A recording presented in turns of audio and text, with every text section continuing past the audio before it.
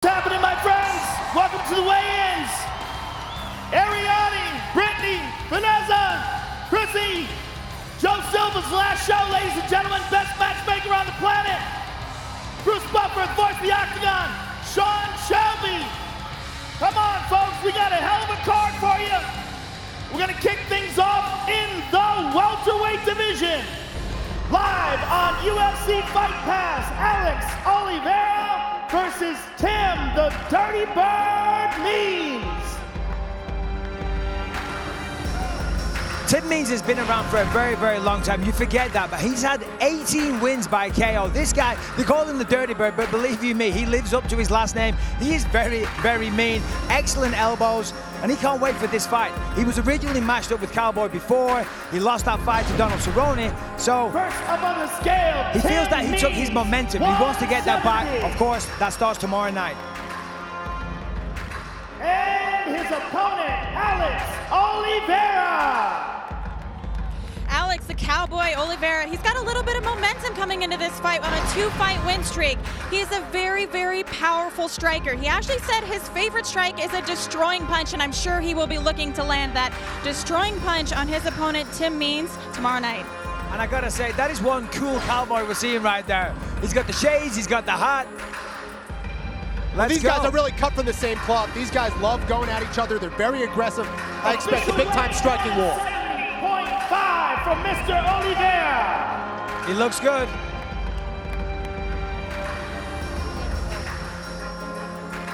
First fight of the night, ladies and gentlemen, live on UFC Fight Pass. Alex Oliveira and Tim Means. Next, we go to the prelims on FS1. We kick things off in the welterweight division. Brandon Thatch versus Niko Price. There is Niko Price. He is a part of American Top Team. He trains with one of the affiliates there in Florida, making his UFC debut and stays very busy as a fighter, undefeated as a pro and undefeated as an amateur. Official weight 170 for Mr. Price. And pretty cool that he's fighting on this card. Anderson Silva and Dominick Cruz are his heroes. And his opponent, Brandon Thatch. All right, Brandon Thatch fighting out of Denver, Colorado. He is a very overwhelming striker. He really mixes his striking up, winning. You know, he has lost the last 3 fights via submission. So really, this is a fight of his life. Niko Price and Brandon Thatch, ladies and gentlemen, kicking things off on FS1. You see there on the end, by the way, the gentleman in the wheelchair, that is Jason Jones. He used all of his UFC reward points to get up on stage for the weigh-in. Safe to say he picked the right show, UFC 207. Pyle versus Alex, the Dominican Nightmare Garcia. I remember the first time I walked into TriStar and I saw Alex Garcia and thought, oh, there's Hector Lombard. How cool. But it was not Hector Lombard, of course. That is Alex Garcia, very close training partner of mine when I was there. Very hard worker. He's dangerous everywhere, but he can be susceptible to getting knocked out. He has to be very good defensively here in this fight. Official weight 170.5 for Mr. Garcia. And his opponent, Las Vegas' own Mike Pyle. When you think of the word veteran, Mike Pyle is a true veteran. He's been around this sport forever. 17 years a pro mixed martial artist. That is a lot of experience. Now, a lot of miles on the clock, but as I say, experience is one of the most valuable things you need in this sport. 16 wins by submission, jiu-jitsu black belt, wins over TJ Wahlberger, Rick Story, John Hathaway, John Fish, the list goes on. Do not underestimate this guy. He's long in the tooth, but he's still got it, believe you me. Alex Garcia. That's impossible. Gentlemen. The next fight takes place in the middleweight division. Antonio Carlos Jr. versus Marvin Vettori. Marvin Vettori fighting out of Italy. This guy's 11-2. He's fighting a jiu-jitsu black belt, and he's got to be careful because he says jiu-jitsu doesn't matter in a fight. He says once you start punching people in the face and they're not wearing a gi, jiu-jitsu doesn't really matter. Now, he's got to be careful. As I say, he is fighting a black belt. If he gets submitted, he's going to look like kind of an idiot, but he's got a good record. He's 11-2. He's been in there. He knows what he's doing. Official weight, 186 for Mr. Vettori. And finished 10 opponents inside the first round as well. Why would I call him Antonio Carlos Jr. when I could just call him Shoeface? That's his actual nickname.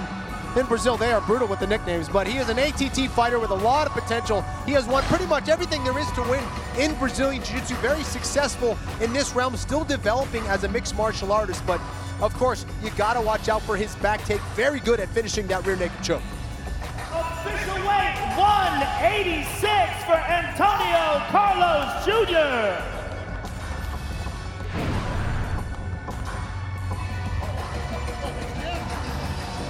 Marvin Vettori and Antonio Carlos Jr., ladies and gentlemen. That Vettori is an intense dude. The next fight takes place in the welterweight division. Johnny Big Rig Hendrix versus Magny.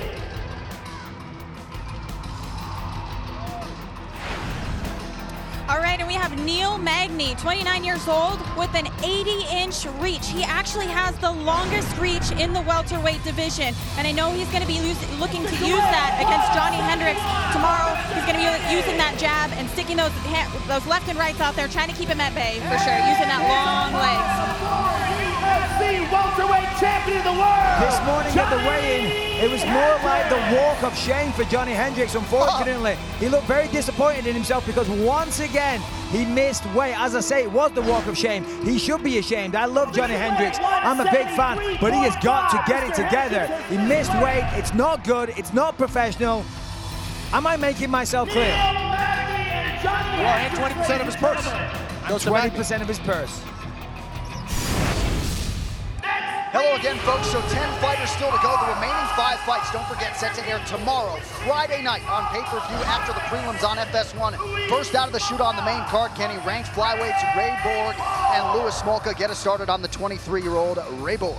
Well, I absolutely love this fight, but unfortunate news here with Ray Borg, who actually missed weight by 3.5 pounds. Now, you heard Johnny Hendrix losing 20% of his purse. Ray Borg will lose 30% of his purse because of the difference in weight, 3.5 pounds. That is a lot of weight to miss. 30% will go to Louis Smolka, but this is a tremendous grappler right here, very aggressive. Looking forward to this one. 29.5 from Mr. Borg. Ray Borg has missed weight. Obvious disappointment on the face of Ray Borg. Louis Smolka, his nickname, The Last Samurai. He has a bit of a karate background. You can see that when he fights. He's a very, very tenacious fighter. He's fighting out of Honolulu, Hawaii. Now he's got to put this behind him, though, that his opponent did not make weight. I believe Smolka is actually the bigger fighter, but he made weight today like a professional. Here you see him on the scale. Official weight, 125.5 for Mr. Smolka. He made weight, but he's by far the bigger guy, as you can see. Much taller, that's for sure. But he got it done, and he gets 30% of his opponent's purse. So, hey, not a bad day for him, huh? Not bad at all. Just a small matter of fighting first. In the welterweight division, Dong Young Kim versus Tarek Saffiedine. When you think of Tarek Saffiedine, I always think of the guy that won the last Strikeforce title. He fought Nate Marquardt in that fight, and I just think of those leg kicks. He absolutely brutalized Nate Marquardt with those leg kicks. An absolutely fantastic kickboxer. One of the best leg kick artists in the game, I would say, and that's quite a compliment. But he's not a one-trick pony. Karate black belt, jiu-jitsu black belt. A very well-rounded fighter. 171 from Mr. Saffiedine. Rocking those bright shoes. Switch camps late in his career. He's over at TriStar now. And his opponent, Dong Young Kim. There is the other Dong Hyun Kim, the first Dong Hyun Kim. As you can see, he is very tall at welterweight at 6'2". He has excellent judo skills, which makes his takedowns and control on the ground a lot to deal with. 71 from Mr. Kim. Also takes a lot of dangerous risks on the feet as well, but it served him well. He's 21-3-1. Tarek Saffiedine and Dong Young Kim, ladies and gentlemen.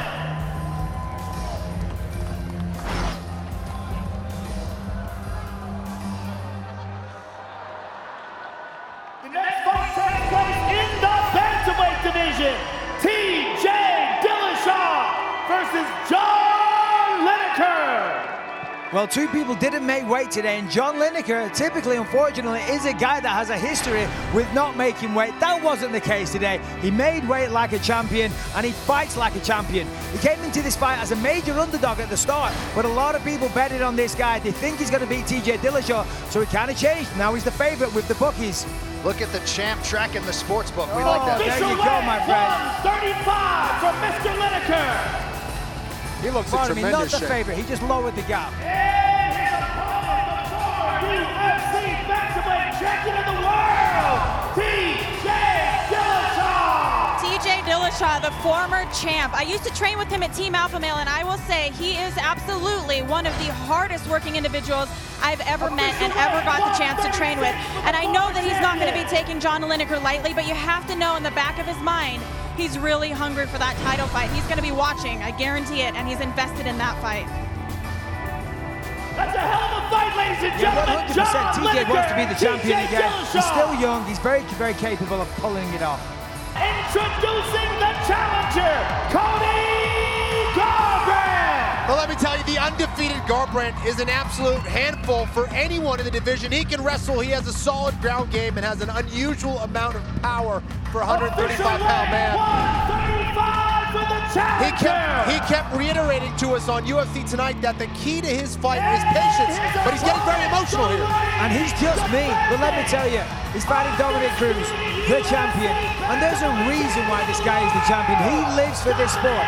Every time I work with him at Fox, he's in the gym afterwards. He's in the gym before. The guy is a dedicated martial artist. As I said, he lives for this sport. He studies this sport. He's a maniac. He loves this. It might get crazy here, folks. 135 Here for we the go. champion. Dana White's getting ready. Here we go.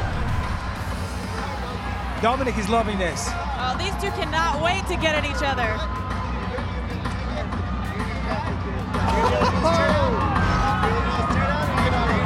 Dana White getting a little arm workout today. Little shoulders, little triceps. Working the shoulders. Yeah. Oh, here we go. Here we go. Oh, man. I mean, these guys are signed to fight tomorrow, and they can't wait to go at each other. I think they'd do it for free right now if we'd let them. I'm telling you. Well, as we saw, Dominic had to be in a separate room earlier. Let's take a listen.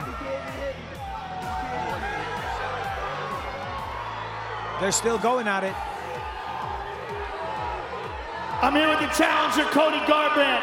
Cody, you're an intense guy, but this is more intense and more animosity than we've ever seen with you with any opponent.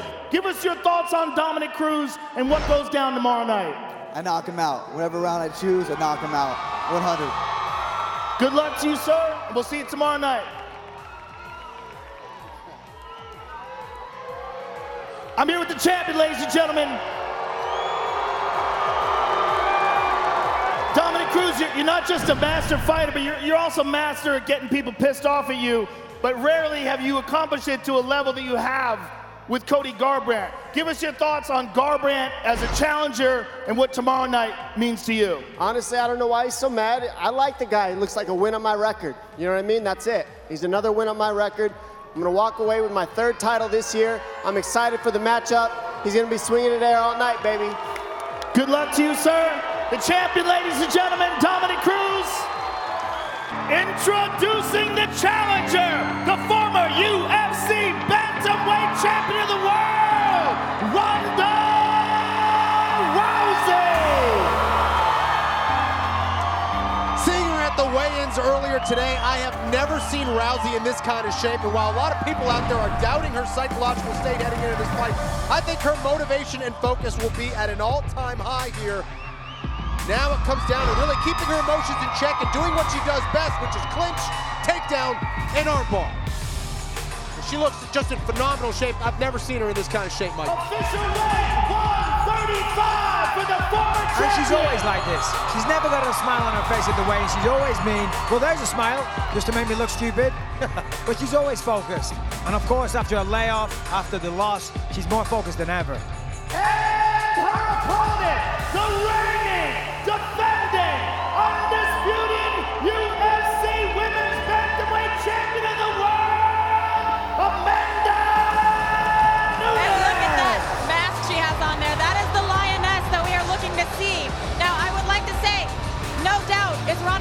one of the baddest women on the planet.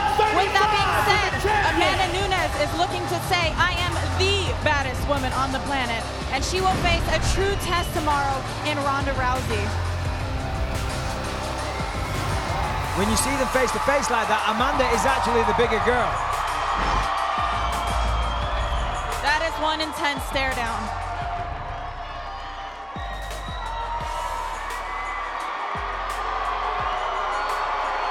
I'm here with the champion, Amanda Nunes, ladies and gentlemen.